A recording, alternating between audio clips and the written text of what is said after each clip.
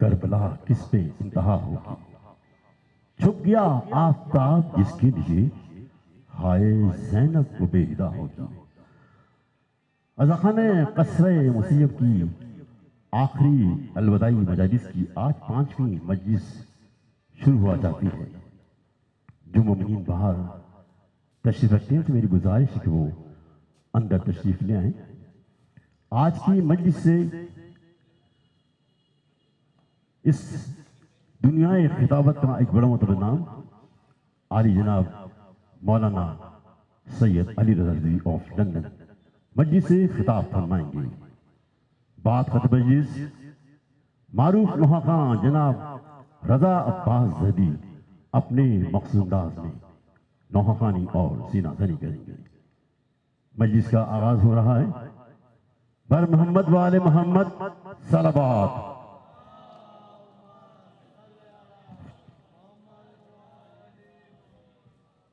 اعوذ باللہ من الشیطان الرجیم، بسم اللہ الرحمن الرحیم۔ پناہ مانگتا ہوں اللہ کی شیطان مردود سے، شروع کرتا ہوں اللہ کے نام سے جو بڑا مہربان اور مسلسل رحم کرنے والا ہے۔ صاحبان سماعت کی خدمت میں اقبال حیدر ندیم کا سلام پہنچے۔ پاک ہے وہ ذات جو بے طلب عطا کرتا ہے، جو بے حساب دیتا ہے، جس کی عطا کو کوئی روک سکتا نہیں، جس کے فیصلے کو کوئی ٹوک سکتا نہیں۔ اے رب ذوالجلال تیری عزت و جلال کی قسم، تو لائق عبادت ہے، حمد کرنا تیری بڑی سعادت ہے۔ مجلس کا آغاز حدیث کے ساتھ سے ہو رہا ہے۔ میں گزارش کروں گا جناب کاظم صاحب سے کہ تشریف لائیں اور تلاوت حدیث کے ساتھ فرمائیں۔ بر محمد وآل محمد صلوات۔ اللہم صلی علی محمد وآل محمد۔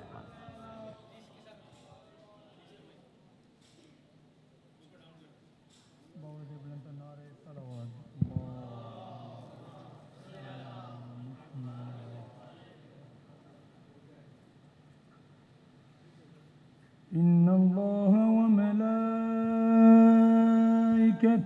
يصلون على النبي يا أيها الذين آمنوا صلوا عليه وسلموا تسليما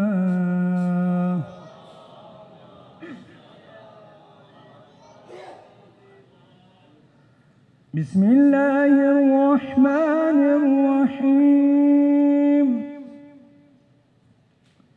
عن جابر بن عبد الله الأنصاري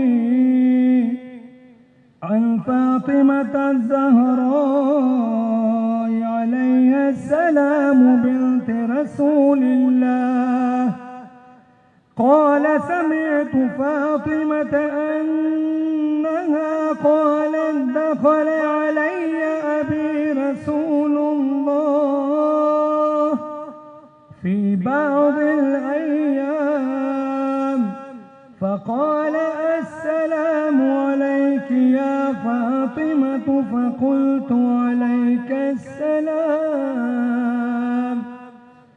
قال إني أجد في بدني ضعفا فقلت له أعوذك بالله يا أبتاه من الضعف فقال يا فاطمة ائتيني بالكساء اليماني فغطيني به فأتيت بالكساء اليماني فغطيت به وصرت أنظر إليه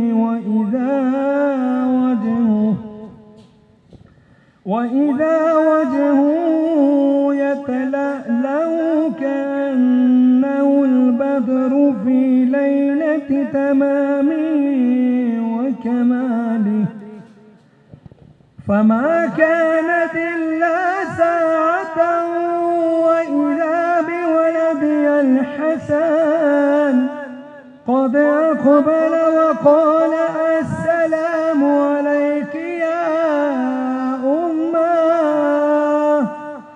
فقلت وعليك السلام يا قوة عيني وثمرة فؤادي. فقال يا أماه إني أشم عندك راية طيبة كأنها راية جدي رسول الله. فقلت نعم إن جدك تحت الكساء. فأقبل الحسن نحو الكساء وقال السلام عليك يا جداه يا رسول الله، أتعذن لي أن أدخل معك تحت الكساء؟ قال وعليك السلام يا ولدي ويا صاحب حوضي، قد أذنت لك. فدخل معه تحت الكساء.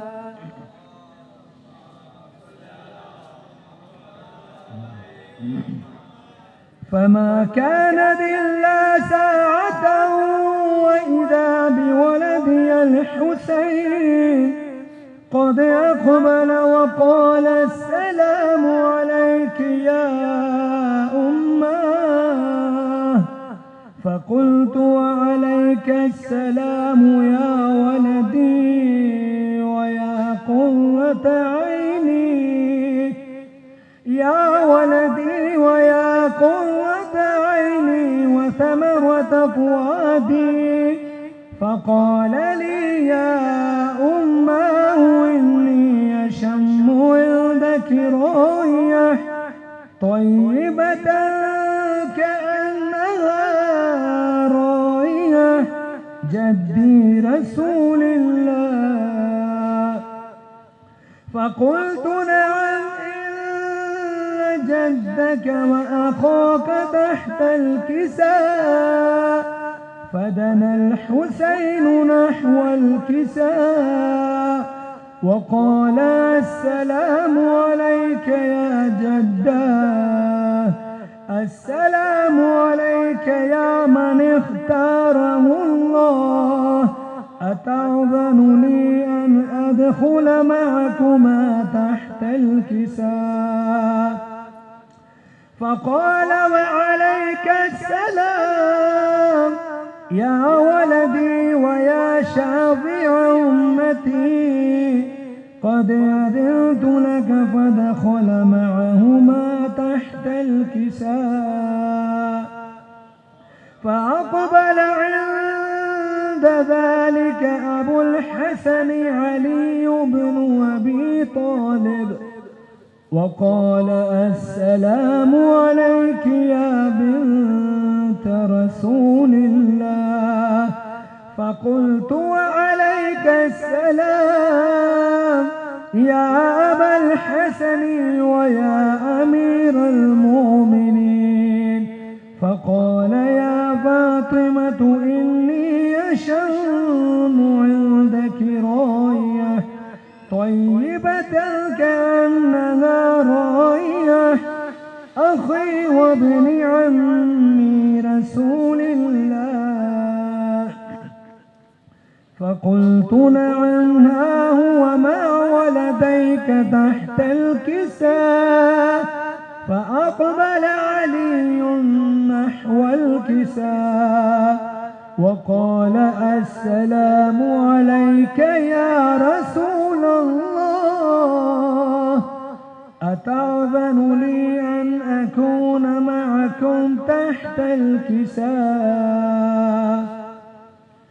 قال له وعليك السلام يا أخي ويا وصي وخليفتي وصاحب لواي، قد أذنت لك. فدخل علي تحت الكساء ثم أتيت نحو الكساء وقلت والسلام عليك يا أبتاه يا رسول الله أتأذن لي أن أكون معكم تحت الكساء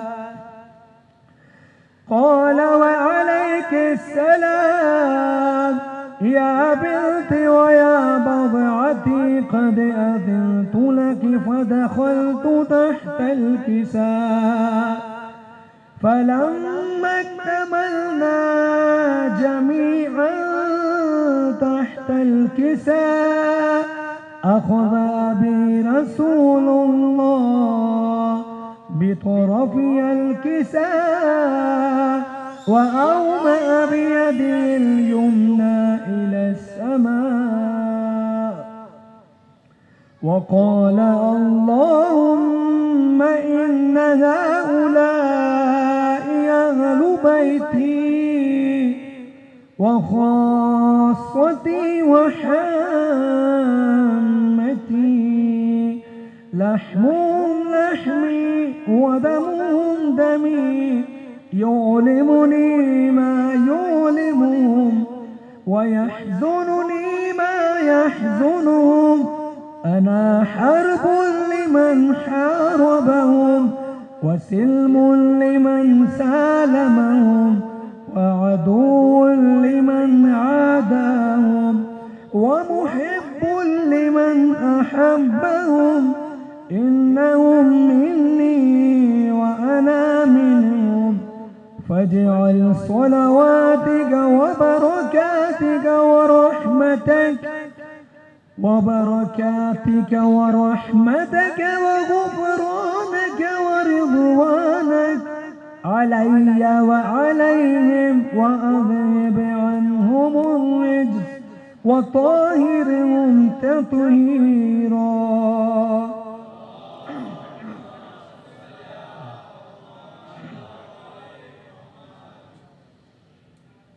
فقال الله عز وجل يا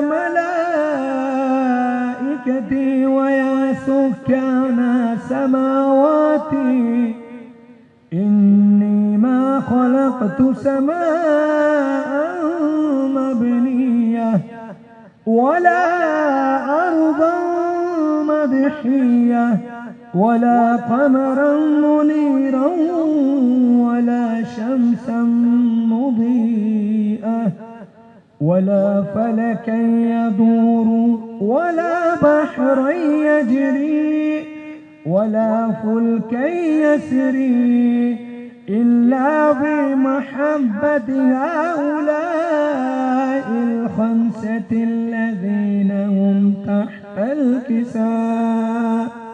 فقال الأمين جبرائيل يا رب ومن تحت الكساء؟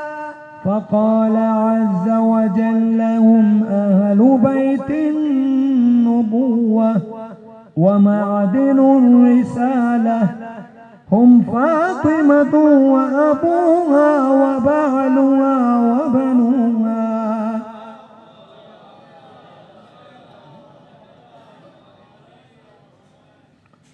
فقال جبرائيل يا رب يتأذن لي أن أهبط إلى الأرض ليكون معهم سادسا.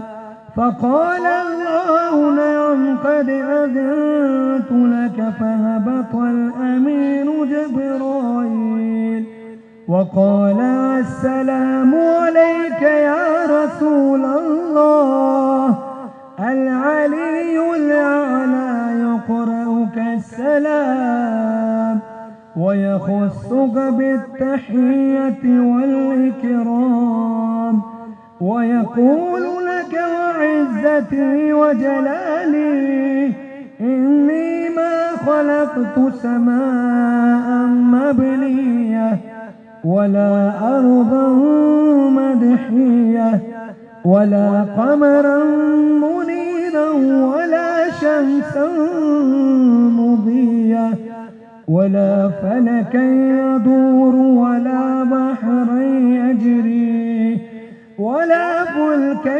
يسري إلا لأجلكم ومحبتكم وقد أذن لي أن أدخل معكم فهل تأذن لي يا رسول الله؟ فقال رسول الله وعليك السلام يا أمين وحي الله إنه نعم قد أذنت لك فدخل جبرائيل معنا تحت الكساء فقال لأبي إن الله قد أوحى إليكم يقول إنما يريد الله ليذهب عنكم الرجس أهل البيت ويطهركم تطهيرا.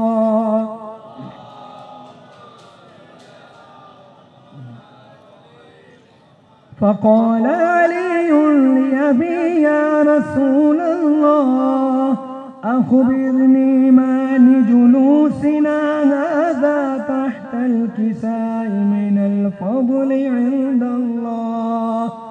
فقال النبي صلى الله عليه وآله والذي بعثني بالحق نبيا واصطفاني بالرسالة نجيا ما ذكر خبرنا هذا في محفل من محافل أهل الأرض وفيه جمع من شيعتنا ومحبينا إلا ونزلت عليهم الرحمة وحفت بهم الملائكة واستغفرت لهم إلى أن يتفرقوا. فقال علي عليه السلام إذا والله فزنا وفاز شيعتنا ورب الكعبة.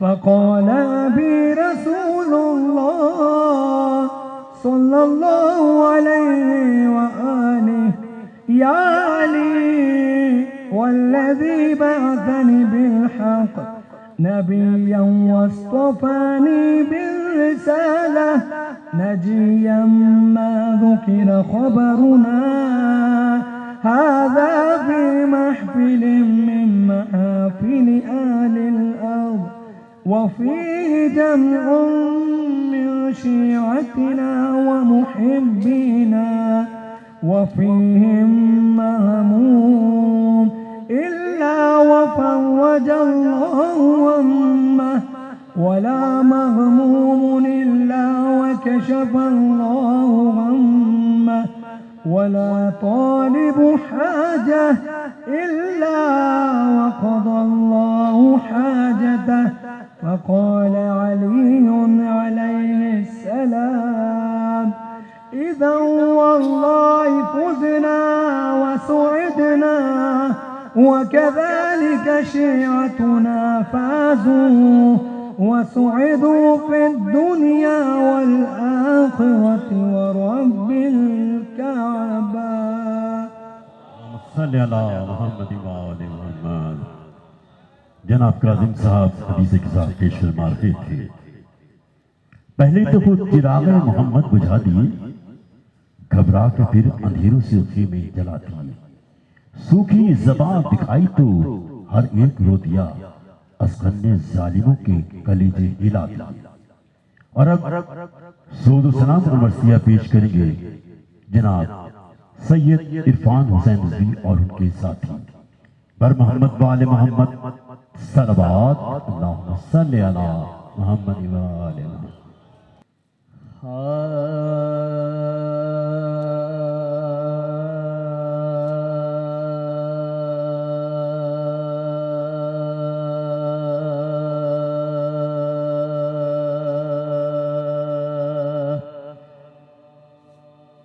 عقیدت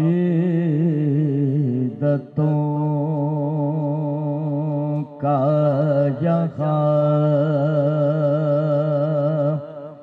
پر نظام ہو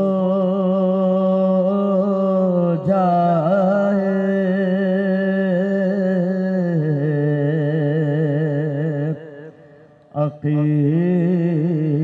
عقیدتوں کا یہاں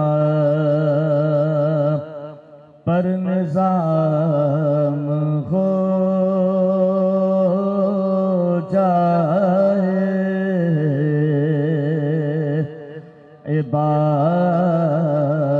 عبادتوں کا میری انتظام ہو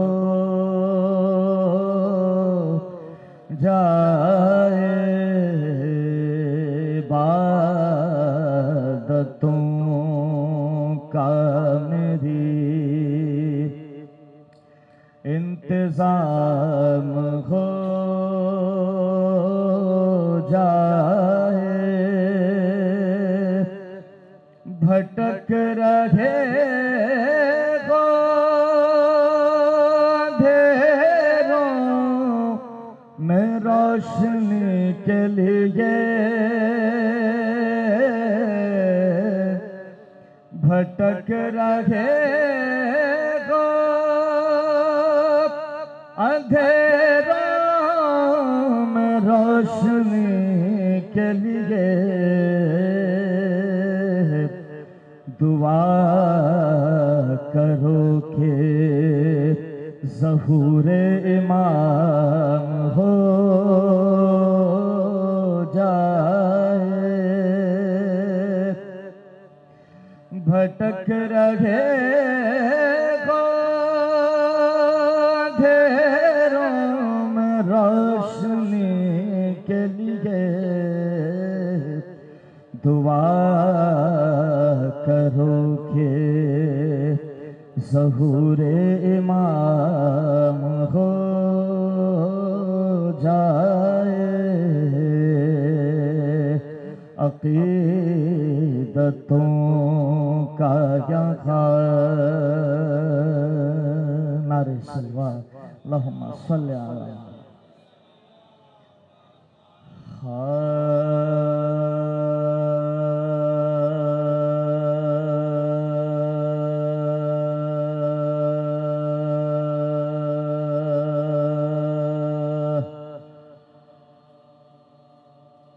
عقیدت پہ کرے الفاظ میں جب جگمگاتی ہے، عقیدت پہ کرے الفاظ میں جب جگمگاتی ہے، مجھے لفظوں سے اپنے نکہت فردوس آتی ہے، مجھے لفظوں سے اپنے نکہت فردوس آتی ہے، جناب فاطمہ کے لال ہیں، جنت کے شہزادے، جناب فاطمہ کے لال ہیں، جنت کے شہزادے، یہی وہ بات ہے جنت کو جو جنت بناتی ہے، جناب فاطمہ کے لال ہیں، جنت کے شہزادے، یہی وہ بات ہے جنت کو جو جنت بناتی ہے، عقیدت پہ کرے نعرہ سلوات اللہم صلی علی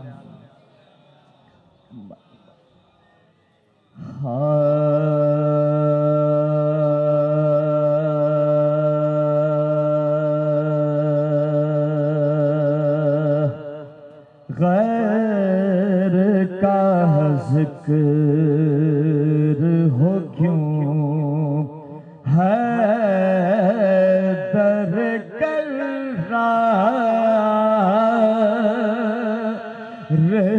کے بعد، غیر کا ذکر ہو کیوں ہے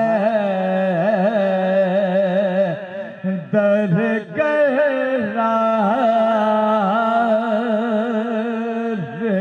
کے بعد، ذکر فرار ہو کیسے کس جرار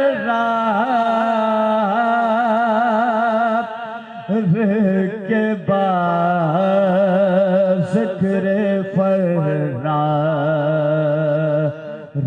ہو کیسے کس جرار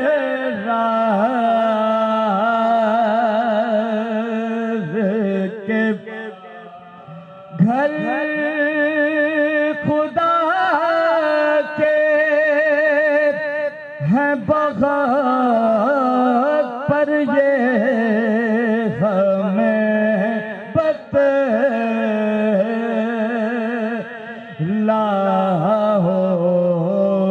کوئی دیوار ہڈی کا کی دیوار کے بعد، غیر کا شب ہجرت جو علی سوئے تو بولے قدرت کوئی بیدار نہیں ہے در قرار کے، یہ حقیقت ہے خلیفہ تو بنے بعد رسول، کوئی مولا نہ بنا ہے در قرار کے، کوئی مولا نہ بنا ہے در قرار،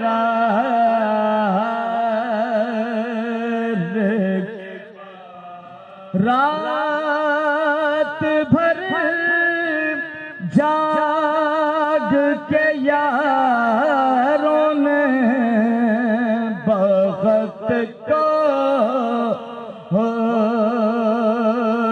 شش کے ہاتھ ملتے رہے خیبر کے علمدار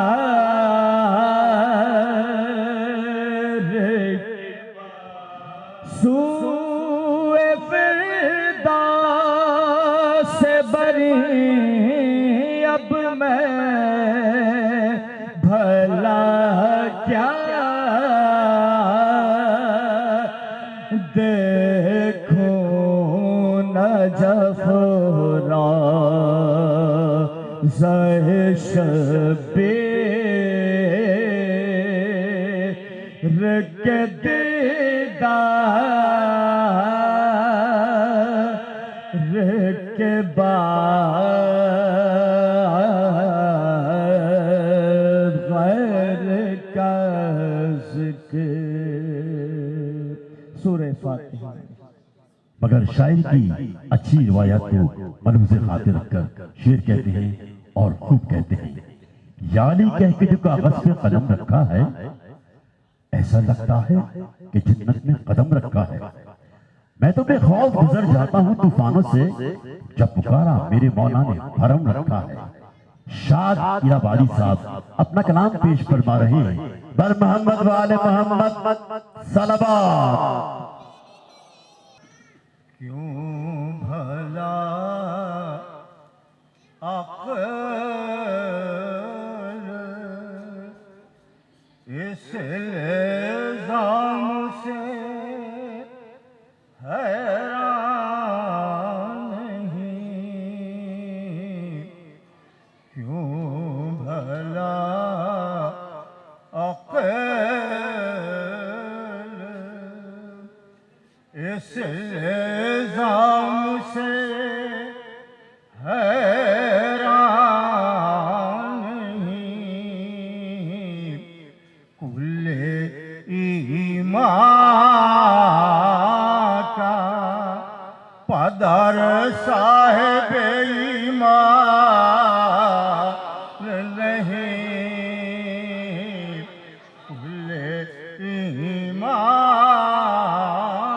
کا پدر صاحب ایمان نہیں۔ دو میں سے توجہ رکھیے کہ محسن بالی اسلام اگر کافر ہے، پھر تو اس دہر میں کوئی بھی مسلمان نہیں، پھر تو اس سمجھ ظاہر چیز ہے کہ ایام ازا کے آخری دن ہے، مسلسل مصروف رہا ہوں۔ آپ ہی لوگوں کو حوصلے سے یہ ایک سلامتی فرمائش کی گئی ہے، ایک حوالے کے ساتھ دے دیا ہے لوگوں نے، علامہ طالب جوہری مرحوم کے حوالے سے، اس کے چند شعر جو بھی ہیں اللہ فرما لیں۔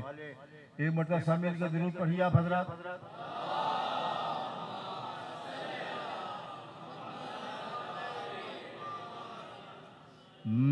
صدقے میں پنجتن کے معراج یہ حشم ہے، صدقے میں پنجتن کے معراج یہ حشم ہے، میرے دل میں کربلا ہے، میرے دل میں کربلا ہے، میری دھڑکنوں میں غم ہے، میری دھڑکنوں میں غم۔ شعر دیکھیں، میں اذان میں علی کا بلا فصل نام لوں گا، میں اذان میں علی کا بلا فصل نام لوں گا، میں اذان میں علی کا بلا فصل نام لوں گا، بلا فصل نام के कोई रोके, मुझे आके कोई रोके, ये कहा किसी में दम है, ये कहा किसी में दम है। शेर में फरमाए, वो हजार हज भी कर ले, वो मौलवी या मुफ्ती, वो हजार हज भी कर ले, वो मौलवी या मुफ्ती, वो हजार सजदे कर ले, वो मौलवी या मुफ्ती, वो मौलवी या मुफ्ती, जो है मुनकर विलायत, जो है मुनकर विलायत, वो कहाँ का मोहतरम है, वो कहाँ का मोहतरम है। ये समय आखिर से पेश दे रहा हूँ। ये शेर ये ऐसा है कि जो पहचान ही बन गया है, मेरे लिए बहुत बड़ा शरफ है। हमारा नौजवान तबका जो है, ख़ास तौर से कराची समझ लीजिएगा।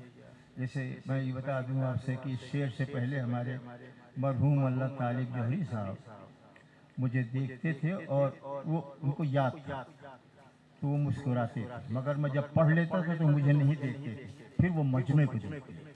एक मरतबा दुरूद पढ़िए मैं शेर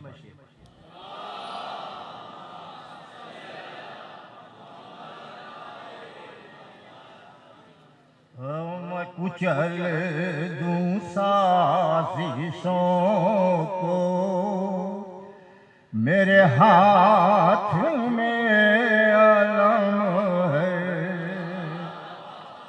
मैं कुचल दूं साजिशों को, मेरे हाथ में अलम है, मैं कुचल दूं साजिशों को, मेरे हाथ में आलम है, मेरे हाथ में आलम है, मैं कदम वहीं पर रख दूं, मैं कदम वहीं तू जहाँ कहे के बम है, तू जहाँ कहे। ये बम अलम अलम की फजीलत है और ये ताकत हमारे अल्लाह की। एक मरतबा और नारा हाज़िरी लगा दे, पढ़ दे।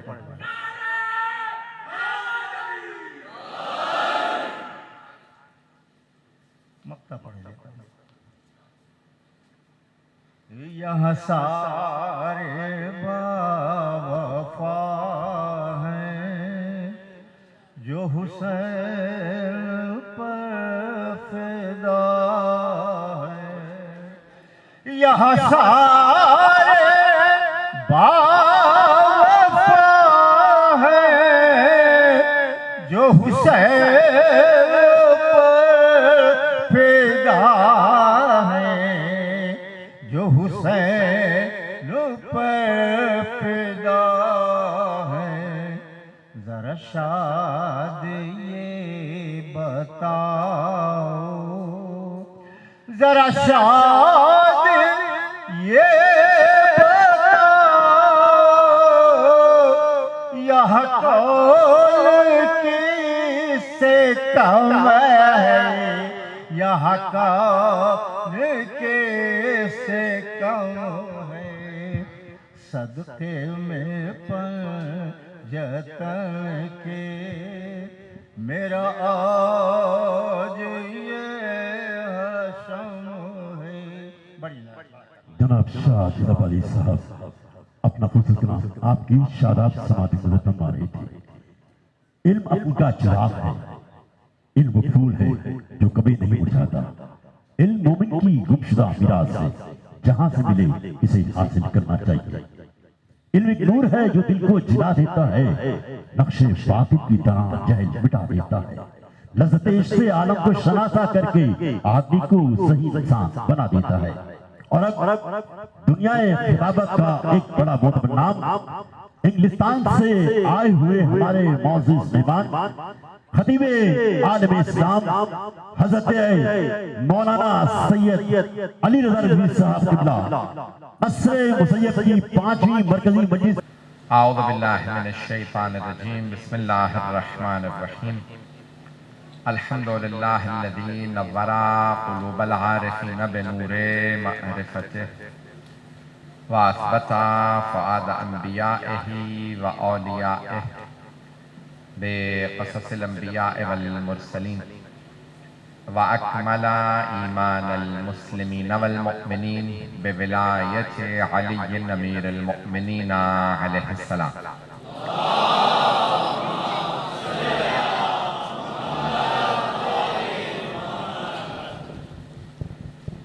والصلاة والسلام والتحية والإكرام على أفضل الموجودات العبد المؤيد والرسول المسدد المصطفى الأمجد المحمود الأحمد أعني أبا القاسم محمد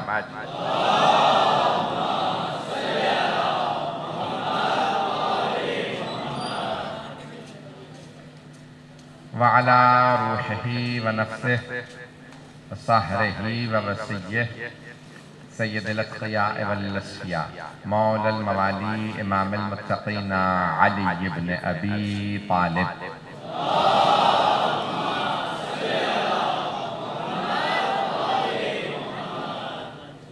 وعلى أوصيائه لا سيما بقية الله في الأرضين روحي وأرواح العالمين لتراب مقدمه الفداء واللعنة الدائمة على أعدائهم أجمعين من الآن إلى قيام يوم الدين.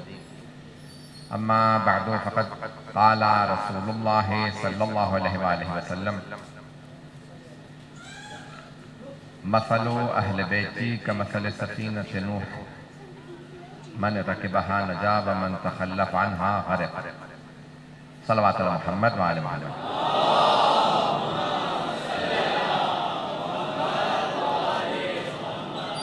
نوح خان سید علی رضا رضوی بہت علیل ہیں، ان کے لیے اور دیگر جتنے بھی ہمارے مؤمنین و مؤمنات مریض ہیں سب کی شفاء کاملہ عاجلہ کے لیے بآواز بلند صلوات.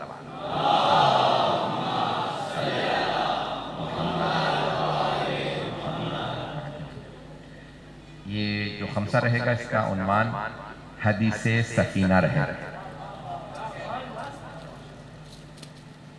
اور جس طرح سے قرآن کی آیات ہیں، آیات کا شان نزول ہے، اسی طرح سے احادیث نبوی کا بھی شان نزول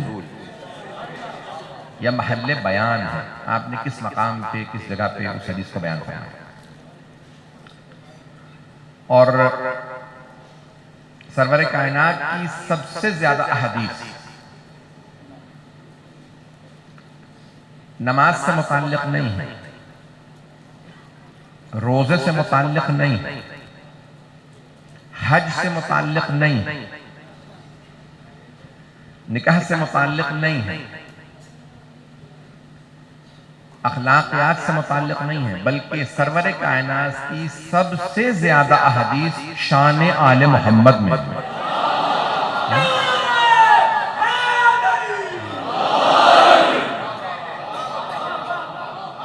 دو دن سے سخت علیل رہا ہوں، کل کی زبردستی دونوں میں نے مجالس پڑھی ہیں.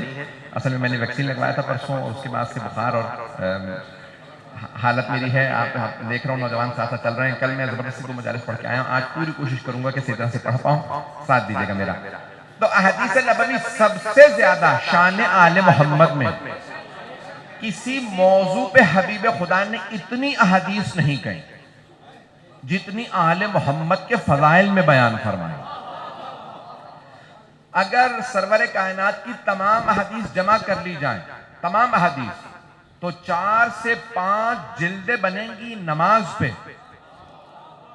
توجہ، اگر تمام احادیث کو جمع کر دیا جائے نا تو 4 سے 5 جلدیں، 4 سے 5 جلدیں بنیں گی صرف نماز کی فضیلت میں یا نماز کے احکام میں رسول خدا کی۔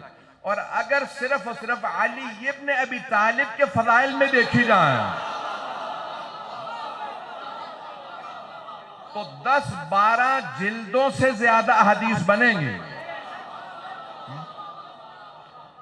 ہمارے ایک بہت معتبر عالم دین ہیں علامہ محمد حیات انصاری صاحب، انہوں نے عربی میں صرف احادیث جمع کی جو اہل بیت کی شان میں سرور کائنات نے فرمائی، تو انہوں نے 12 جلدیں جمع کی ہیں صرف اور صرف ہمارے بھائیوں کی کتابوں سے۔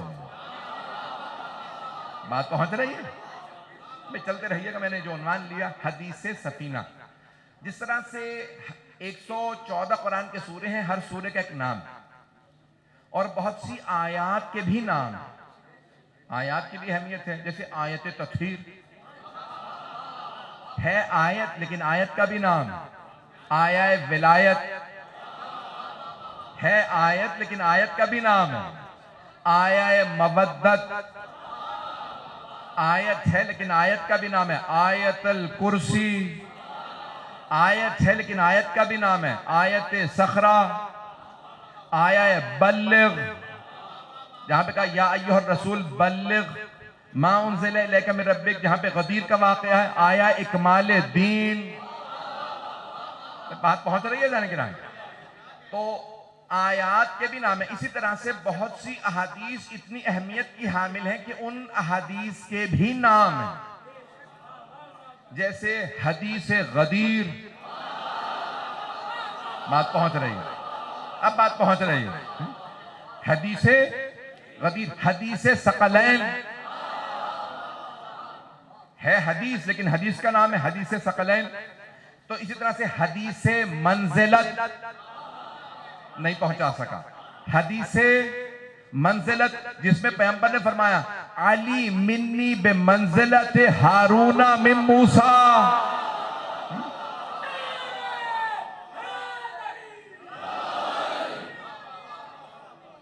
تو ہے حدیث لیکن حدیث کا نام ہے کہ رسول خدا نے فرمایا علی کو مجھ سے وہی نسبت ہے جو ہارون کو موسیٰ سے تھی، الا انہ لا نبی بعدی، بس یہ ہے کہ میرے بعد کوئی نبی نہیں ہے۔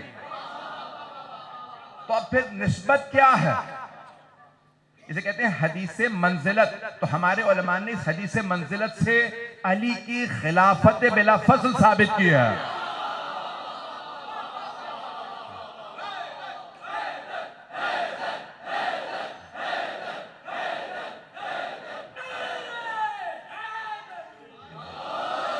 توجہ رہے کیا جانے کے رہا؟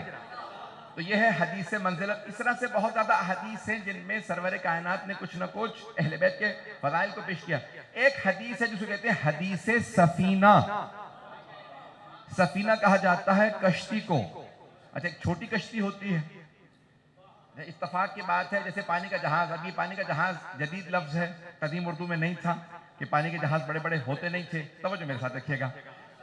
تو اسی طرح سے انگریزی کے اندر الفاظ سے مختلف، بوٹ جیسے لفظ استعمال ہوتا ہے کشتی کے لیے، اور آرک بہت بڑی کشتی کے لیے۔ حضرت نوح کی کشتی نہیں تھی، بوٹ نہیں تھی، آرک تھی، نہیں پہنچا سکا۔ تو جانے کہ ایک ہوتی ہے چھوٹی کشتی جس میں 4 آدمی 6 آدمی 8 آدمی سوار ہوں، اور ایک ہوتی ہے آرک، بہت بڑی کشتی۔ جناب نوح کی کشتی کی 7 منزلہ تھیں، 7 منزلہ کشتی تھی، بہت طویل تھی، اور اس پہ ایک پرچم نصب تھا۔ اس پرچم پہ کچھ لکھا ہوا تھا۔ تو لوگوں نے کہا کہ پتہ نہیں ہے کہ لکھا ہوا کیا ہے، کیونکہ سریانی زبان میں ہے، بس اتنا پتہ ہے کہ 5 نام لکھے ہیں۔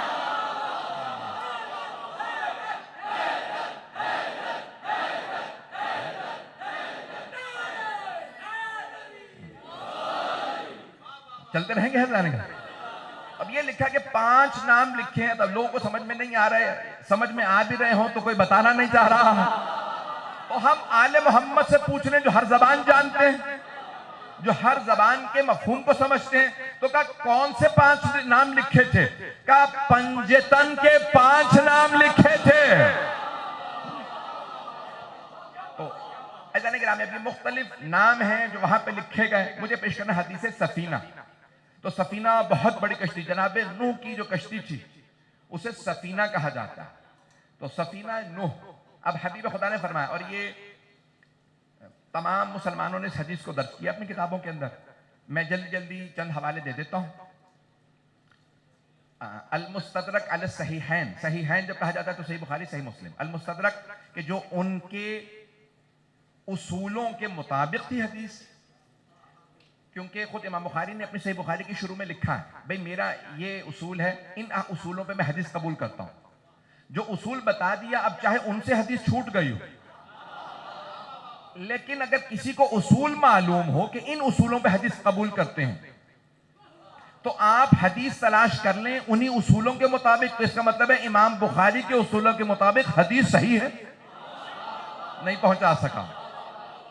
اسی طرح سے امام حجاج مسلم نے بھی اپنی صحیح کے اندر ابتدا میں لکھ دیا کہ یہ کرائیٹیریا ہے میرا, یہ ملاک ہے, یہ اصول ہیں, ان اصولوں میں حدیث قبول کرتا ہوں. اب کئی احادیث ان سے تو چھوٹ گئی ہیں, لیکن پھر بعد میں آنے والے علماء نے اپنی کتابوں میں لکھ کے بتایا ان کے اصولوں کے عین مطابق ہے. سارا مجمع نہیں. تو ان میں سب سے جو معتبر اور سب سے بڑی اور سب سے اہم کتاب مانی جاتی ہے اسے کہتے ہیں المستدرک, یعنی جو ان سے احادیث رہ گئیں لیکن ان کے اصولوں کے عین مطابق ہے. تو انہوں نے کتاب کا نام رکھا المستدرک علی الصحیحین, 2 صحیح کتابوں کی احادیث جو ہونی چاہیے تھی لیکن نہیں ہے. یہ میں نہیں کہہ رہا, بات پہنچ رہی ہے. ہونی چاہیے تھی لیکن ان کتابوں میں نہیں ہے, لیکن ان کتابوں میں ہونی چاہیے کیونکہ ان کے اصولوں کے عین مطابق. تو کتاب کا نام ہے المستدرک علی الصحیحین, 5 جلدوں میں ہے. اور المستدرک علی الصحیحین امام ابو عبداللہ محمد, جن کو کہتے ہیں کہ الحاکم نیشاپوری, نیشاپور کے تھے, ایران کے تھے. زیادہ تر تقریباً علماء چاہے وہ شیعہ ہوں سنی ہوں سب ایران کے تھے, فارس تھے. تو انہوں نے کتاب لکھی ہے, یہ ہمارے علماء میں سے نہیں ہے, اور انہوں نے پوری کی پوری کتاب لکھی جس کی جلد نمبر 2 صفحہ نمبر 443 پہ یہ حدیث موجود, جسے کہتے ہیں حدیث سفینہ. اور امام حاکم نیشاپوری نے لکھا ہے کہ یہ امام مسلم کے اصولوں کے عین مطابق ہے. اگر آپ سننا چاہیں گے تو حدیث پیش کر رہا ہوں. یہ انہوں نے 393 ہجری میں کتاب لکھی ہے, 393. تو اب ہم چل رہے ہیں 1443 میں. تو اب آپ لگا لیجئے کہ اب سے یعنی کہہ لیں کہ 1050 سال پہلے, تقریباً 150 سال پہلے بات پہنچ گئی. تو 150 سال پہلے نے, کیونکہ 93 میں 393 میں لکھی تھی, 1443 چل رہا ہے, تو تقریباً یہ تقریباً 150 سال پہلے کتاب لکھی ہے, اب کی کتاب نہیں. بات پہنچ بھی رہی ہے یا نہیں پہنچ رہی؟ اور امام طبرانی نے اپنی کتاب کے اندر بھی اس حدیث کو لکھا ہے. طبرانی, امام طبرانی بھی بہت بڑا نام ہے, 900 سال پہلے انہوں نے بھی کتاب لکھی ہے. تو ان کی کتاب کے اندر بھی موجود ہے, اور وہ بھی بہت بڑا نام ہے حدیث کا, بہت بڑے محدث ہیں جن کو کہا جاتا تھا حافظ, یعنی ان کو بھی 1 لاکھ سے زیادہ احادیث حفظ تھیں. انہوں نے بھی فرمایا ہے کہ رسول خدا نے اپنے آل کے لیے یہ حدیث فرمائی ہے. ابن اسیر نے بھی اپنی نہایہ میں حدیث کو لکھا. اب میں نے حوالے 3 دیے ہیں, اور 3 حوالے بھی بڑی ذمہ داری سے سوچ سمجھ کے دیے ہیں. میں انشاءاللہ ان میں اضافہ کرتا جاؤں گا, لیکن پہلی مجلس میں بس 3 حوالے میرے حساب سے کافی ہیں. امام طبرانی کا, اور خود امام حاکم کا, اور یہ نہایہ, صاحب نہایہ ابن اسیر, بہت بڑا نام, یہ قدیمی ترین علماء ہیں, سب نے لکھا. اور ہمارے بڑے بڑے علماء نے اس پہ لکھا, میں انشاءاللہ آنے والے دنوں میں پیش کروں گا. حدیث سفینہ کہ سرور کائنات نے فرمایا, اور حدیث کے راوی ہیں حضرت ابو ذر غفاری. چلتے رہیے گا. میں ممنون ہوں آپ کی محبتوں کا جس محبت سے آپ سن رہے ہیں. تو سب نے حضرت ابو ذر غفاری سے حدیث کو نقل فرمایا, تو منقول ہے کس سے؟ حضرت ابو ذر. تو سب نے کہا حضرت ابو ذر نے فرمایا. حضرت ابو ذر سے متعلق سن لیجئے کہ خود یہ طبرانی نے جملہ لکھا ہے کہ حضرت ابو ذر نے مجمع دیکھا. اس دور میں جب حدیث بیان کرنے پہ پابندی تھی, نہیں یہ لوگ بھئی آج کل فیشن چل رہا ہے FIR کا, تو اب میں پیش کر رہا ہوں, آپ لوگ ساتھ ساتھ چلتے رہیے گا, چلیں گے نا حضرات. تو حضرت ابو ذر نے مجمع دیکھا جب حدیث بیان کرنے پہ پابندی تھی, پابندی تھی. خدا را پہنچ جائیں, کون پابندی لگائے گا؟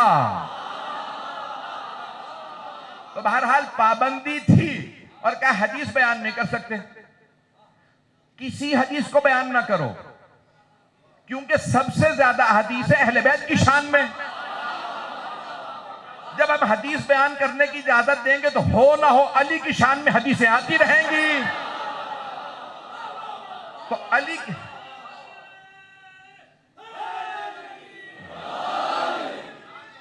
میری اس بخار کی حالت میں آپ جو ہے جتنا ساتھ دے رہے ہیں, کہ ٹھنڈے پسینے آ رہے ہیں, جب سے انجیکشن لگوایا بازو میں بھی درد ہے, پیش کر رہا ہوں, چلتے رہیے گا جان گرام.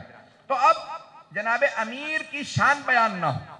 ایک اور جملہ سن لیجئے, یہاں تک کہ ایک بہت بڑے اہل سنت حق امام طبرانی کا ظاہراً جملہ ہے, فرماتے ہیں کہ دشمنوں نے علی کے فضائل کو عداوت میں چھپایا,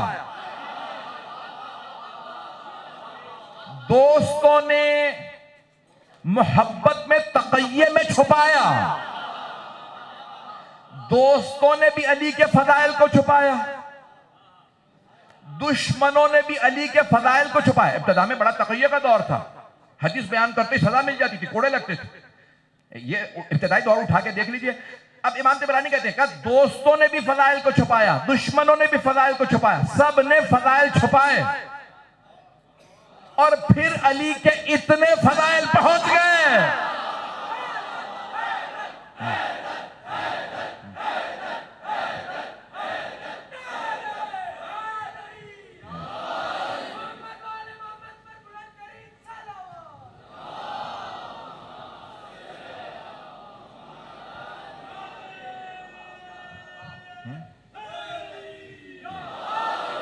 بات پہنچ رہی تھا نکلا. سب اتنی پابندیاں کہ دوستوں کو سولی پہ چڑھا دیا جاتا تھا, حدیث بیان کرو سولی پہ چڑھا دیا جاتا, حدیث بیان کرو زبان کاٹ دی جاتی, حدیث بیان کرو گدی میں سوراخ کر کے زبان کو پیچھے سے کھچوا دیا جاتا. آئندہ بیان تو نہیں کرے گا, جا علی کے فضائل بیان کر اور یہ سب کچھ ہوگا. کتنی پابندیاں. وہ کہتے ہیں کہ اتنی پابندیوں میں دوستوں نے تقیے میں فضائل کو چھپایا, دشمنوں نے عداوت میں, بغض میں, کینے میں علی کے فضائل کو چھپایا, پھر بھی اتنے فضائل پہنچے ہیں. اور اگر سب نے کھل کے فضائل پڑھے ہوتے, بیان کرنے پہ پابندی نہ ہوتی, تو پھر سوچئے کتنے فضائل علی بن ابی طالب ہوتے. پتہ نہیں بات پہنچی یا نہیں, کہ اتنی پابندیاں تھیں تو اتنے فضائل پہنچے. تو کہا اب حدیث رسول خدا کے احادیث ہر موقع محل پہ جناب امیر کے فضائل رسول خدا نے بیان فرمائے. عزیزان گرامی, اب جناب ابو ذر غفاری, ان کا تعارف میں کروا دوں. وہ خود اس حدیث سے پہلے فرماتے ہیں, من عرفنی, جو مجھے پہچانتا ہے, فانا انا, تو میں ہوں. توجہ, کیوں صحابہ کے مجمع میں کہہ رہے تھے نا, پابندیوں کے باوجود جناب ابو ذر کی عادت بن گئی تھی, جہاں مجمع دیکھتے تھے نا, جہاں مجمع دیکھتے تھے تو فوراً کہتے تھے, ایھا الناس, لوگو مجھ سے علی کے فضائل سن لو. کسی نے روک کے کہا پتہ نہیں ہے تمہیں حدیث بیان کرنے پہ پابندی ہے؟ کہا میں ایسی پابندیاں نہیں مانتا جو حدیث نبوی کے خلاف ہوں.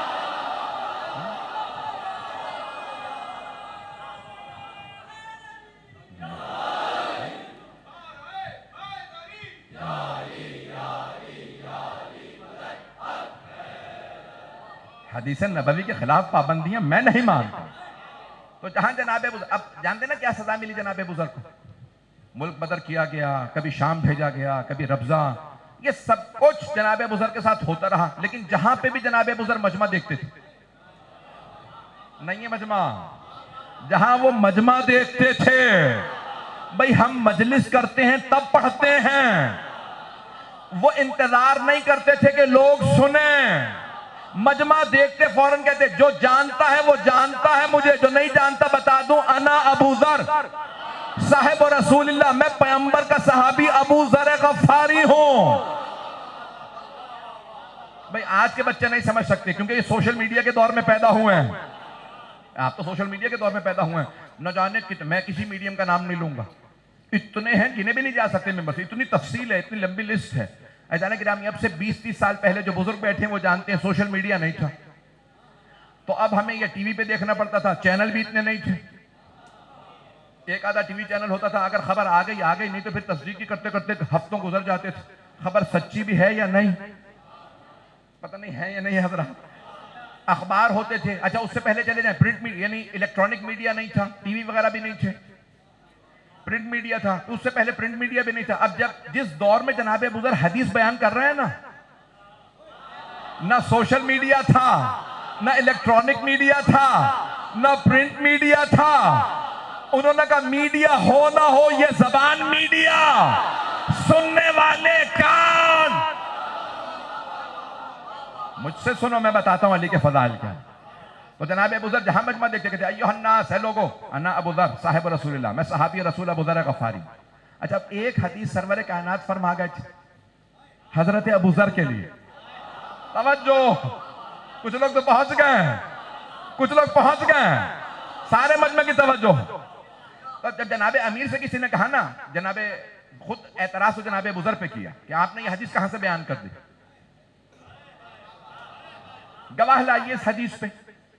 تو انہوں نے کہا بھئی گواہ لانے کی ضرورت ہی نہیں, جہاں تم پوچھ رہے ہو ان میں سے بہت سے لوگ وہاں تھے. پیغمبر نے کہا مجھ سے تھا, تنہائی میں نہیں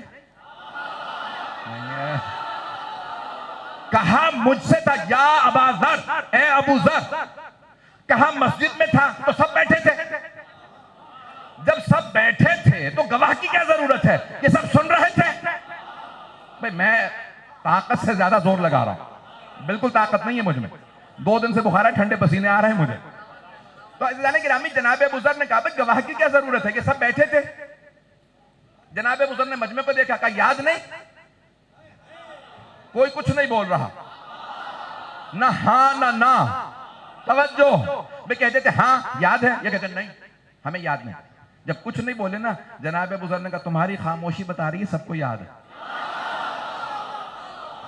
بات پہنچ رہی ہے, خاموشی بتا رہی ہے سب کو یاد ہے. گواہ کیوں نہیں, کوئی گواہ کیوں نہیں بنتا, گواہی کیوں نہیں دیتے. اچھا اب حاکم کو ایک اور موقع مل گیا, کہا ابو ذر گواہ لاؤ نہیں تو میں کوڑے لگاؤں گا, تم جھوٹ بول رہے ہو. کہا نہ میری جھوٹ کی عادت ہے نہ شوق, جو حدیث بیان کرنا چاہ رہا ہوں اس کے لیے. تو کہا کہ اچھا مجھے مہلت دو, میں ابھی گواہ لے کے آتا ہوں. تو کہاں گئے جناب ابو ذر, اسی در پہ جہاں ہر مشکل کی مشکل کشائی ہوتی تھی. آئے اور آنے کے بعد دستک دی, جناب امیر نے دروازہ کھولا, کہا ابو ذر کیا کام ہے, کہا مولا گواہی کی ضرورت ہے. کہا ابو ذر آپ کو گواہی کی ضرورت ہو, علی نہ آئے. کہا چلو, فوراً جناب امیر امام بقر فوراً آگئے مسجد. کہا میں گواہی دیتا ہوں جو ابو ذر کہہ رہے ہیں سچ ہے. توجہ,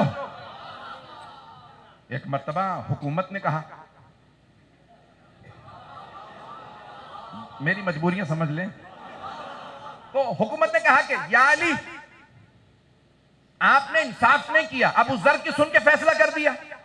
پیغمبر نے کہا ہے طرفین کی سنو, دونوں طرف کی سنو پھر فیصلہ دو.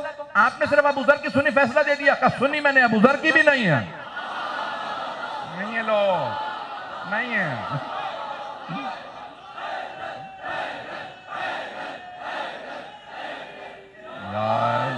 توجہ فرمائی جانے گا. تو حکومت نے کہا کہ بھئی آپ نے ابو ذر کی سن کے فیصلہ دے دیا. کہا سنی میں نے, ابو ذر کی بھی نہیں ہے. کہا پھر آپ نے فیصلہ کیسے دیا یا علی, جب اس کی بھی نہیں سنی میری بھی نہیں سنی, فیصلہ اس کے حق میں کہ میں گواہی دیتا ہوں ابو ذر سچا. کہا نہ میں نے تمہاری سنی نہ ابو ذر کی, بس میں نے پیغمبر کی حدیث سنی ہے. کہا پیغمبر نے کیا فرمایا, کہا صادق نبی نے فرمایا تھا لا ذلت الغبرہ, نہ آسمان نے سایہ کیا نہ زمین نے اٹھایا اتنا سچا آدمی جتنا کہ ابو ذر. ہم اہل بیت کے باپ. میں نے یار کیا میں نے حبیب خدا کی صادق نبی کی سچی حدیث کو سنا کہ کوئی اتنا سچا نہیں ہمارے محمد کے بعد جتنے کہ ابو ذر. جب حبیب خدا نے فرما دیا سب سے سچے ہیں تو جو یہ کہہ رہے ہیں سچ بات پہنچ گئے. میں نے یہ ساری تمہید کیوں بات دی تاکہ جب میں پیش کر رہا ہوں کہ راوی کون، لیکن سارے مسلمانوں میں بحث ہی راوی کی ہے، راوی کی ہے، حدیث کی نہیں، کیونکہ حدیث تو ہے ہی صادقین کی، وہ تو ہیں ہی سچے. صادق نبی ہو، صادق امام ہو، صدیق امام ہو. پتہ نہیں بات پہنچ رہی ہے نہیں؟ یہ سب کے سب سچے ہیں. جناب امیر صدیق اکبر، جناب فاطمہ الزہرا صدیقہ کبریٰ، تو یہ سب کے سب سچے ہیں. یہ نہیں دیکھنا کہ انہوں نے یہ تو سچے ہی ہیں، بیان کرنے والا سچا ہے یا نہیں. تو اب سب نے لکھا کہ حضرت ابو ذر نے فرمایا کہ سرور کائنات نے فرمایا کہ میں نے یہاں تک اب بات کو پہنچایا، مثل اہل بیتی کا مثل سفینۃ نوح من رکبہا نجا ومن تخلف عنہا غرق. میں صرف ترجمہ کروں گا اپنے انداز سے اور بہت تیزی سے آگے نکل جاؤں گا. مجھے بزرگوں کی دعائیں چاہیے، سارا مجمع میرے اسی طرح ساتھ رہے. کہ جناب ابو ذر فرماتے ہیں حبیب خدا نے فرمایا، مختلف الفاظ کے ساتھ حدیث آئی ہے، الحدیث یہی ہے، مفہوم یہی ہے، اسے کہتے ہیں حدیث سفینہ. کہ حبیب خدا نے فرمایا مثل اہل بیتی کمثل سفینۃ نوح. حدیث سفینہ اس لفظ سفینہ کی وجہ سے، میرے اہل بیت کی مثال سفینہ نوح کے مانند ہے. ان کی مثال بھئی مثال دی جاتی ہے نا کہ جیسے رسول خدا نے فرمایا علی کی مثال شیر جیسی ہے. جب بھی مثال دی جاتی ہے تو اس میں کوئی وجہ ہوتی ہے. جب مثال دی جائے نا کہ اس سے تشبیہ دی جا رہی ہے، اس سے تشبیہ، تو کوئی وجہ ہوتی ہے. شیر سے تشبیہ دینا شجاعت کی وجہ سے ہے. توجہ. تو اب یہاں پہ حدیث نبوی یہ ہے کہ میرے اہل بیت کی مثال کشتی نوح کے مانند ہے، سفینہ نوح کے مانند. پھر خود ہی فرماتے ہیں کہ کشتی نوح کی خاصیت کیا تھی؟ من رکبہا نجا ومن تخلف عنہا غرق. جو بھی کشتی نوح پہ سوار ہوا وہ نجات پا گیا، اور جو کشتی نوح سے دور ہوا تخلف عنہا، جس نے مخالفت کی، تخلف کیا، دوری اختیار کی، اعراض کیا، غرقہ، وہ غرق ہو گیا.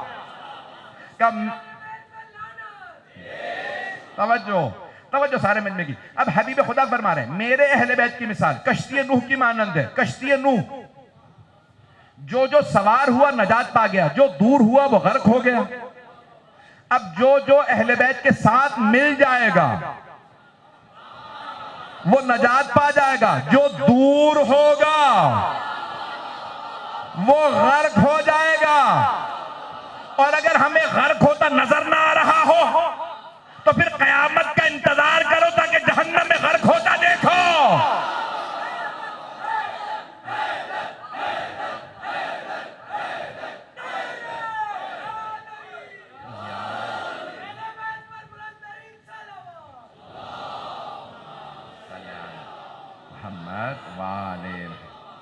توجہ فرما رہے ہیں نہیں گرام؟ مجمع ہے نا ابھی تک میرے ساتھ؟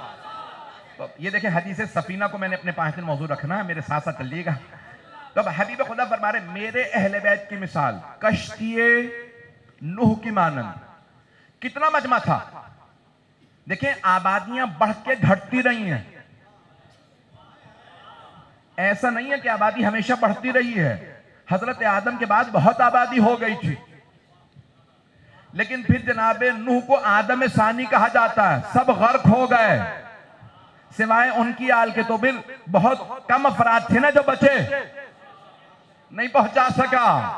اکثریت غرق ہو گئی تھی، اکثریت کا دھونس نہ دینا۔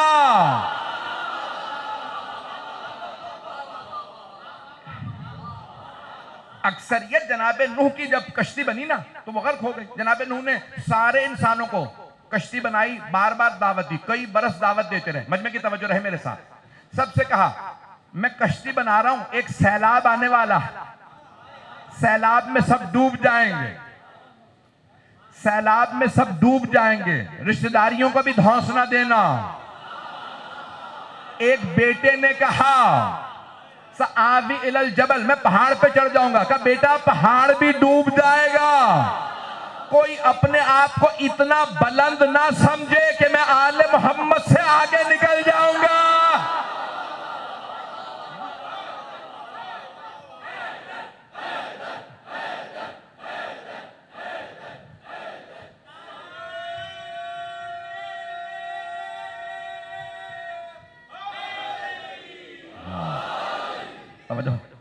توجہ فرما رہے ہیں جانے کے؟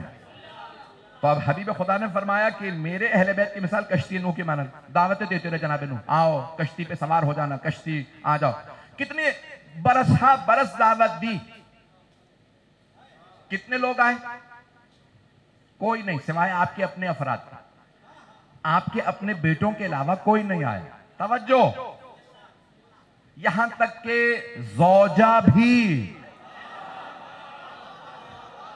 بھئی اللہ نے قرآن میں مثال دی ہے امرأت نوح و امرأت لوط، کہ نوح اور لوط کی بیویوں کی مثال ذہن میں رکھو، دو کی مثال دی۔ اللہ نے دو بیویوں کی مثال دی کہ امرأت فرعون، جناب آسیہ کا نام نہیں لیا، کہ فرعون کی بیوی ہوتے ہوئے توحید کو مانتی تھی۔ اب سمجھ میں آیا اللہ کبھی کافروں کی آغوش میں کسی معصوم نبی کو پالنے نہیں بھیجتا۔ فرعون کے دربار میں جناب موسیٰ کو پالنا تھا، اس لیے پہلے آسیہ کو بھیجا۔ مومنہ کی آغوش میں نبی پلے، کافر کے پہنچ جائیں۔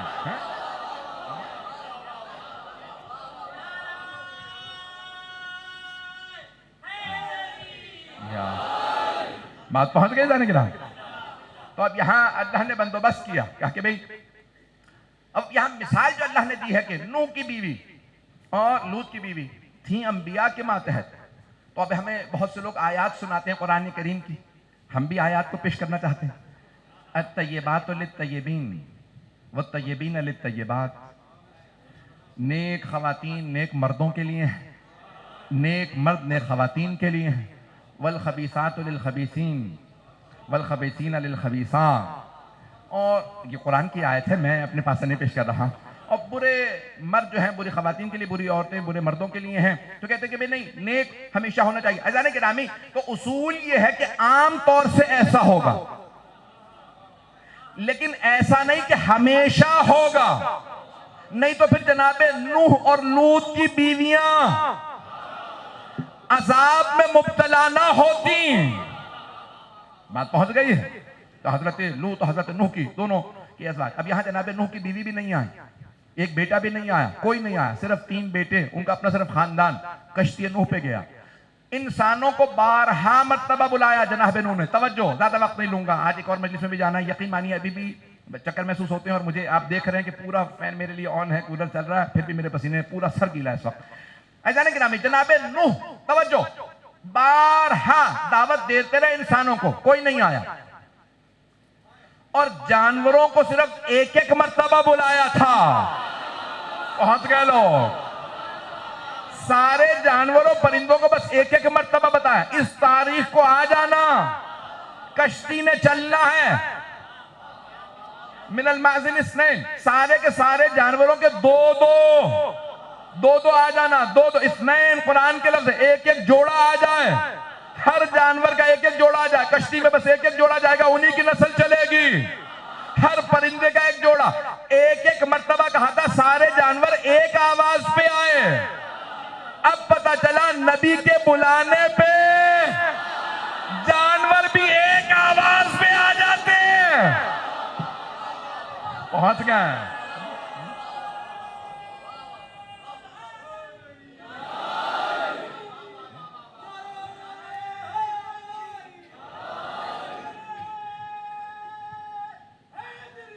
یار بات پہنچ گئی جانے گرام. جانور بھی ایک آواز پہ لبیک کہتے ہیں, ایک آواز پہ آ جاتے ہیں. نبی کو انکار نہ کرو, وہ بلائیں تو آ جاؤ. ایزان گرامی, اب حبیب خدا, یہ وقت نہیں ہے کہ تفصیل میں جاؤں. تو یہ 4 ربیع الاول گزر گئی. حبیب خدا کی حدیث ہے کہ میرے اہل بیت کی مثال, اہل بیت کی مثال کشتی نوح کی مانند ہے. جو جو وابستہ ہوگا نجات پا جائے گا. ہم مجلسوں میں کیوں آتے ہیں؟ یہ مجلسوں میں کیوں آتے ہیں؟ کیونکہ ہم جانتے ہیں اہل بیت کی مجلسیں ہیں. یہی تو کشتی نوح ہے. یہ امام بارگاہیں نہیں ہیں, کشتی نوح ہے.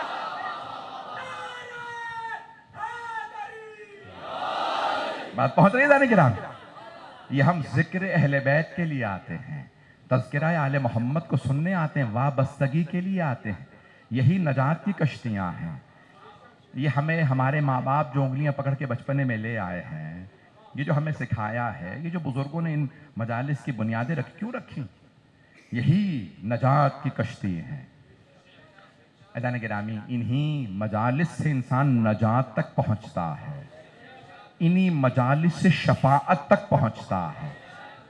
میرے تمام بھائی, میرے بچے, نوجوان, یہ بچے میں دیکھ رہا ہوں سب بیٹھے ہیں. اذان گرامی, یہ مجالس برپا ہوتی ہیں ذکر محمد و آل محمد کے لیے. کچھ ان کی حمایت کرتے ہیں, کچھ ان کی حفاظت کرتے ہیں. وہ خدا نہ کرے کہ کوئی ان کی مخالفت کرے. یہ مخالفت نہ جانے کس کس کے غضب کو دعوت دے. آج کیونکہ 4 ربیع الاول ہے, بنا بر روایت حضرت معصومہ قم کی شہادت ہے. میں نے لفظ شہادت استعمال کیا, عام طور سے وفات کہا جاتا ہے. طبیعی موت کو وفات کہا جاتا ہے. اور اگر ظلم و جور سے کوئی دنیا سے جائے, میں تفصیل سے پڑھنا چاہ رہا تھا, اگر ساتھ دیجیے گا میرا. اگر کوئی ظلم و جور سے دنیا سے جائے تو اسے شہادت کہا جاتا ہے.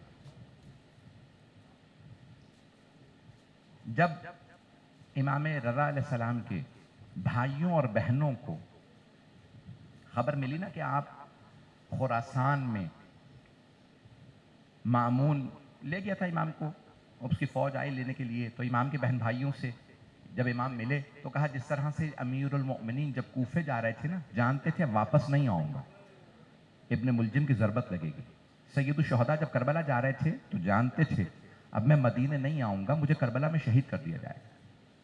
اسی طرح سے امام رضا علیہ السلام نے فرمایا میں بھی جانتا ہوں اب میں مدینے نہیں آؤں گا, خراسان ہی میرا مشہد بنے گا, میرا روضہ بنے گا. تو امام نے ایک مرتبہ رو کے سب کو وداع کیا, اپنے بہن بھائیوں کو. تو بہن بھائی سب کے سب کہنے لگے کہ مولا آپ تشریف لے جا رہے ہیں, ہم ملنے کے لیے آئیں گے. امام نے کہا ہم مل نہیں پائیں گے. آپ جانتے ہیں نا, پردیس میں اگر کوئی دنیا سے جا رہا ہو تو اس کی آرزو ہوتی ہے میرا کوئی اپنا مجھے مل جائے.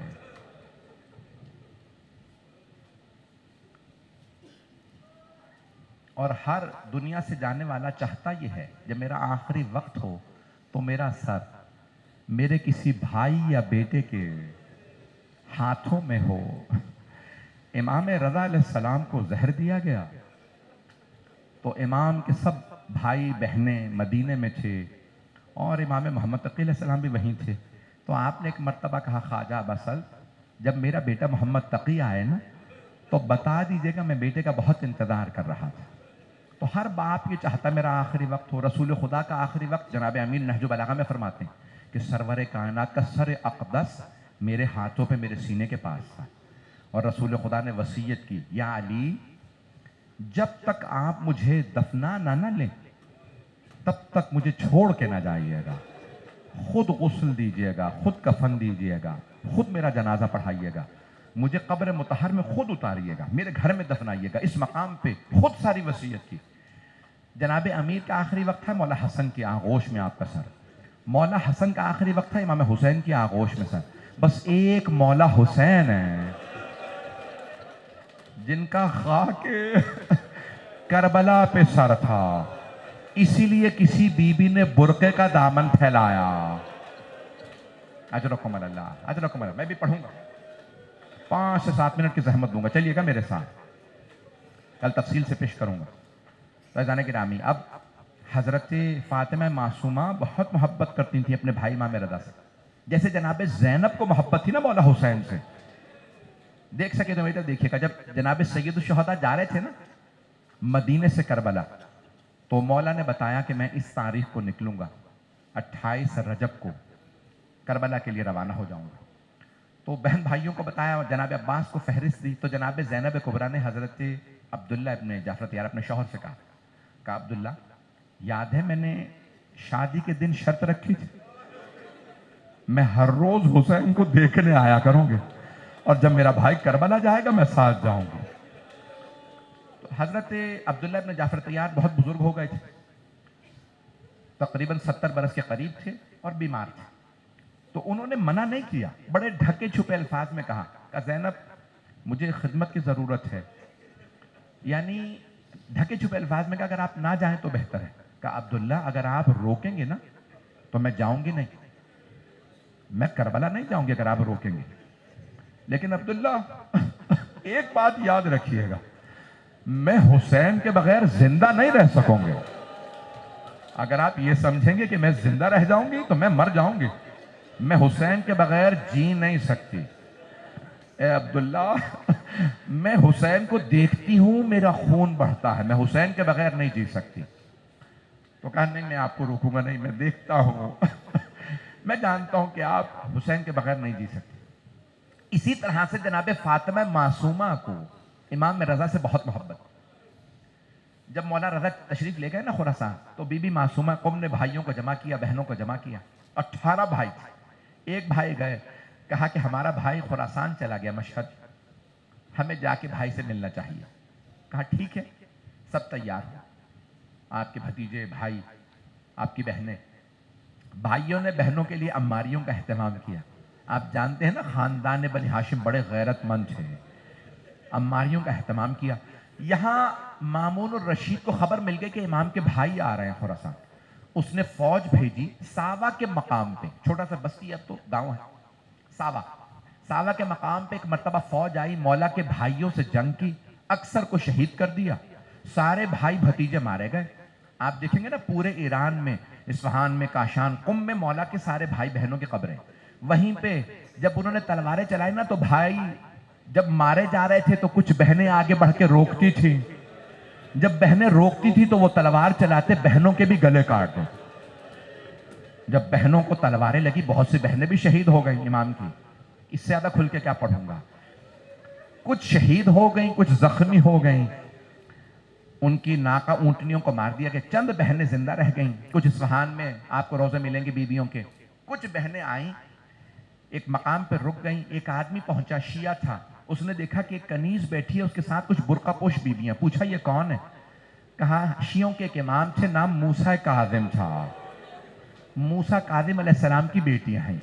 اس نے کہا میں شیعہ ہوں، قریب میں ایک شہر ہے چھوٹا سا قم، سب کے سب شیعہ، بیویوں سے کہو قم آ جائیں. پورا پڑھوں میں صاحب یا چھوڑ دو؟ چلیں گے میرے ساتھ؟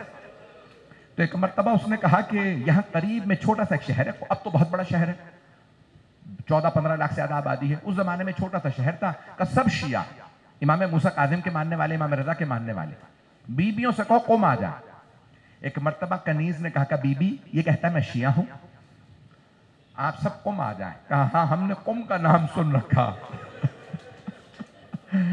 بیویوں نے برقعے لے رکھے تھے، کہا اس سے کہو کہ اہتمام کرے. چلے، اس نے اہتمام کیا. ایک مرتبہ کنیز سے پوچھا کیا بات ہے؟ یہ بیویاں جہاں پاؤں رکھتی ہیں خون بہنے لگتا ہے، کیا بات ہے؟ کہ بیویوں کے چلنے کی عادت نہیں ہے، پاؤں کے نالین ٹوٹ چکے ہیں، ان کی اونٹنیاں مر گئی تھی، پاؤں زخمی ہیں اس لیے ان کے قدم بہت زخمی. اس نے ایک مرتبہ قم سے باہر بیویوں کو روکا، اندر آیا. کہا قم والو یہ سارے سیاہ پرچم اتار دو. کہا کیا بات ہے تو شیعہ نہیں رہا کیا؟ کہا نہیں شیعہ ہوں، امام رضا کا غم نہ منانا ابھی. کہا کیوں روک رہا؟ ابھی تو امام کا چہلم بھی نہیں ہوا. کہا مولا کی بہنیں آئی ہیں، پردیس میں بہنوں کو بھائی کے مرنے کی خبر نہیں دی جاتی. امام کی بہنیں پردیس میں، تو بہنوں کو خبر نہ دینا. یہ پرچم اتارو. سارے پرچم اتارے، سب لوگ خاموشی سے. تو اب آپ جائیں گے نا جہاں بی بی کا حرم ہے، اس سے قریب 2 گلیاں آگے جگہ ہے، اس گھر کا نام ہے بیت النور. جہاں بی بی ایک گھر میں ایک مومن تھا، اس نے کہا سارا گھر خالی کر دو. یہ امام کی بیٹیاں، امام کی پوتیاں، امام کی بہنیں، امام کی پھپھیاں. اس نے اپنا گھر خالی کرایا، کہا سارا گھر خالی کر دو، بیویاں رہیں گی. اب وہاں بیویاں رہتی. بیت النور بی بی کی محراب ہے جہاں بی بی عبادت کیا کرتی. بس بھی آخری جملے، 2 سے 4 منٹ کی زحمت. ایک دن ایک خاتون کے رونے کی آواز آ رہی تھی. وہ روتی جاتی تھی، کہتی تھی ہائے امام رضا، ہائے امام رضا. جناب معصومہ کے کانوں میں آواز آئی. فوراً کنیز سے کہا جا کے اس کو بلا کے لا. کہا کیا بات ہے؟ فارس خاتون تھی. کہا کیا بات ہے، کیوں رو رہی ہو؟ کس امام رضا کو؟ کہا بی بی آپ کیسی شیعہ ہیں؟ آپ کو نہیں پتا شیعوں کے 8ویں امام کو زہر دے دیا گیا. بس بی بی کو خبر ملی، امام کو زہر دے دیا. بی بی نے ایک مرتبہ مشہد کا رخ کیا، کہا بھیا آپ نے انتظار نہیں کیا، میں مدینے سے چلی تھی آپ کے دیدار کے لیے. اجرکم اللہ، اجرکم اللہ. کہا بھیا آپ نے انتظار نہیں کیا. بی بی تڑپنے لگی، بیمار ہو گئی. چند دن میں بی بی کا 4 ربیع الاول کو انتقال ہو گیا. جب بی بی کی شہادت ہوئی نا، تو بی بی نے صدمے میں اپنے بھائی کے دم دیا تھا. تو اب سارے قم والے بی بی کے جہاں پہ آج روضہ ہے نا، قبر کو تیار کیا. پریشان تھے. موسیٰ بن خزرج نامی بہت بڑے جلیل القدر عالم تھے، محدث تھے، شیعہ، بہت بوڑھے بزرگ تھے، سفید ریش تھے. کہا قبر میں کون اتارے گا؟ یہ امام کی بیٹیاں. سارے مرد محرم کہا کہ نہیں، موسیٰ بن خزرج سے کہو یہ قبر میں اتار دیں، بزرگ ہیں. تو موسیٰ بن خزرج نے کہا نہیں میری جرت نہیں ہے. کہا کیا کریں؟ کہا انتظار کرو. جب قبر کو تیار کر لیا نا کہ ابھی کون قبر میں اترے، موسیٰ بن خزرج نے کہا کہ نالین سب اتار دو. بیویوں نے تیار کیے تھے، تابوت لے آئے. دیکھ رہے ہیں کہ قم کا جو پرانا دریا تھا اس میں دیکھا 2 مرد چل رہے ہیں، پانی پہ چلتے ہوئے آ رہے ہیں. دیکھا جیسے قریب آئے، دونوں روتے ہوئے آگے بڑھے. کہا سب ہٹ جاؤ، ہم دونوں قبر میں اتاریں گے. کہا آپ دونوں کون ہیں؟ کہا میں، ایک نے کہا میں بھائی ہوں، دوسرے نے کہا میں بھتیجا ہوں. ایک نے تابوت سے لاشا اٹھایا، دوسرا قبر میں اترا لاشا لیا. ہاتھ جوڑ کے کہوں گا مولا آپ کی غیرت نے برداشت نہیں کیا، نامحرموں کا مجمع قبر میں اتارے. مولا جب شام کے زندان میں ایک چھوٹی سی بی بی کا 4تھے امام نے زنجیروں کے ساتھ لاشا اٹھایا ہوگا. الا لعنت اللہ علی القوم الظالمین وَسَيَعْلَمُ الَّذِينَ ظَلَمُوا أَيَّ مُنْقَلِبٍ يَنْقَلِبُونَ. بس بھئی آج اپنی اس حالت میں جتنا پڑھ سکتا تھا میں نے کوشش کی. ہاتھوں کو بلند کیجیے گا. پروردگارا واسطہ ان ایام عزا کا، واسطہ ان پاک ہستیوں کا، واسطہ حضرت معصومہ قم کا، جن کے لیے آئمہ نے کہا ہے کہ یہ اہل شفاعت ہیں، یہ روز قیامت شفاعت کرنے والی ہستیوں میں سے. پروردگارا حضرت معصومہ کی ہم سب کو زندگی میں بار بار زیارت نصیب فرما، آخرت میں ان کی شفاعت نصیب فرما. بانی مجلس شرکت کنندگان مرحوم مسید زیدی صاحب اور دیگر جو اس خاندان کے مرحومین، پروردگارا ہم سب کے تمام مرحومین کے درجات بلند فرما، ان کی قبروں کو منور فرما، ہم سب کی عاقبت بخیر فرما. پروردگارا تجھے واسطہ اپنے تو جلال کا، پروردگارا جو ہاتھ بلند ہیں کسی کو رد نہ فرما. آئیں بھئی ایک واسطہ دوں گا. پروردگارا تجھے واسطہ ان بیبیوں کا جن کے قدم بڑے زخمی تھے. بیبیاں کربلا کی زیارت کر چکی، 40 ہو چکا، اب بیبیاں مدینے جا رہی ہیں. میں آنے والے دنوں میں بیبیوں کے مصائب پڑھوں گا جب بیبیاں واپس پہنچ رہی. پروردگارا ان بیبیوں کی عظمتوں کا واسطہ ہم سب کو زندگی میں 12ویں امام کا ظہور دیکھنا نصیب فرما. پروردگارہ دشمنان اہل بیت کو نیست و نابود فرما، صاحب الزمان کے ظہور میں تعجیل فرما، ہمیں ہمارے امام کے آوان و انصار میں شمار فرما، پروردگارہ کرونا وائرس کا خاتمہ فرما، جو ہاتھ بلند ہیں کسی کو رد نہ فرما، ہمارے تمام مریضوں کو شفائے کاملہ عاجلہ عنایت فرما، بے اولادوں کو اولاد عنایت فرما، اولاد والوں کی اولاد کو نیک و صالح بنا، پریشان حالوں کی پریشانیاں دور فرما، پروردگارہ جتنے افراد نے التماس سے دعا کی سب کی دعائیں مستجاب فرما، ربنا تقبل منا انک انت السمیع العلیم بحق محمد وآلہ الطیبین الطاہرین المعصومین. فاطمہ حسین.